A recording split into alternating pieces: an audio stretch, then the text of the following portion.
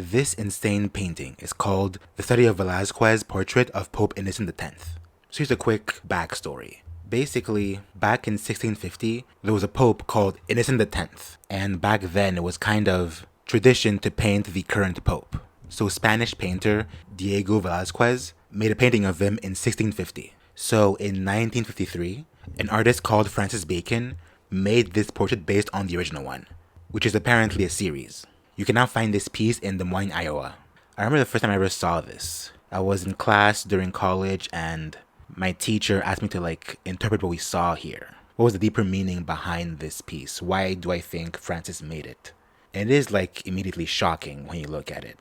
Firstly, there is the figure of, he seems to be a bit demonic, but also screaming at the same time. His skin is a dark blue. His clothes change from red to purple, which are colors that Francis liked to play with. But now this pope seems, again, demonic, like he's this monster on this throne. The colors are really something. The original painting was so much more calming.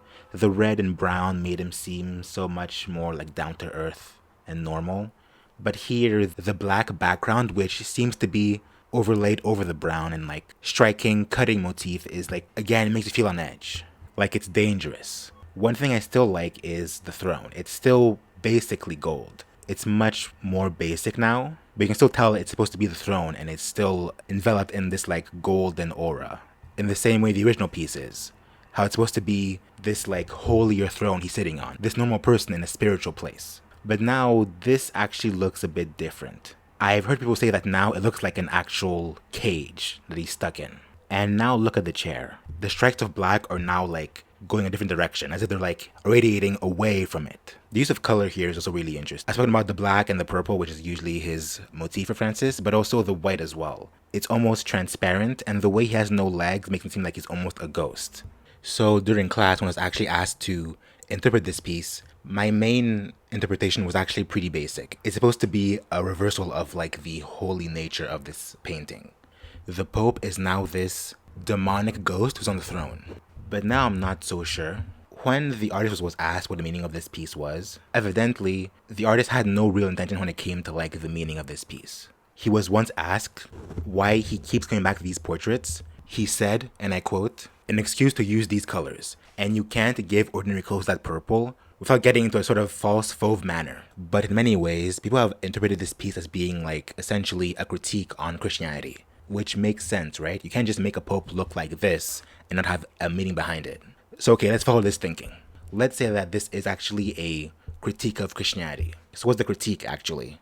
Is it that Christianity is demonic? I mean, maybe. Just look at him. He looks like a ghost. And that was my first interpretation in school. But now I think maybe it's supposed to be different. I mean, remember, he's in a cage, right? So the Pope is trapped on the throne.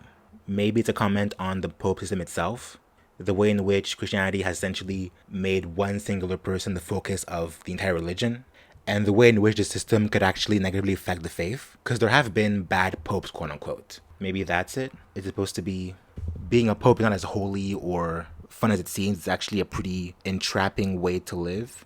Just always on display, constantly, always eyes on you. Maybe the cage is supposed to be seen, like it's a zoo we're supposed to look at. So he's actually on display. That's the idea behind it. Because being a pope is an honor, obviously, but it's also very intrusive. People are always watching you no matter what.